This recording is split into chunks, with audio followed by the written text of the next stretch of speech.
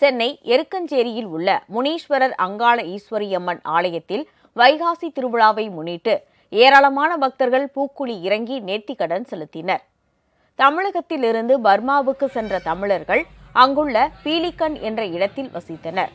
அங்கிருந்து தாயகம் திரும்பிய மக்கள் சென்னை எருக்கஞ்சேரி அருகே உள்ள இந்திரா நகரில் பீலிக்கன் முனீஸ்வரர் அங்காள ஈஸ்வரி அம்மனுக்கு கோவில் கட்டினர். ஒவ்வொரு ஆண்டும் வைகாசி மாதத்தில் இங்கு திருவிழா நடத்தப்படும். அந்த வகையில் 52வது ஆண்டு திருவிழா தற்போது நடைபெற்று வருகிறது. இந்நிலையில் நேற்று நடைபெற்ற பூக்குழி திருவிழாவில் ஏராளமான பக்தர்கள் அக்னி குண்டத்தில் இறங்கி நேர்த்திக்கடன் செலுத்தினர்.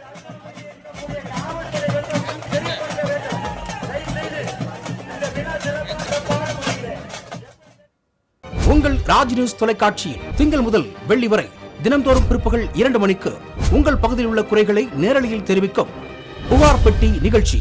பங்கு பெறுங்கள், பயனடையுங்கள், காணத் தவறாதீர்கள்.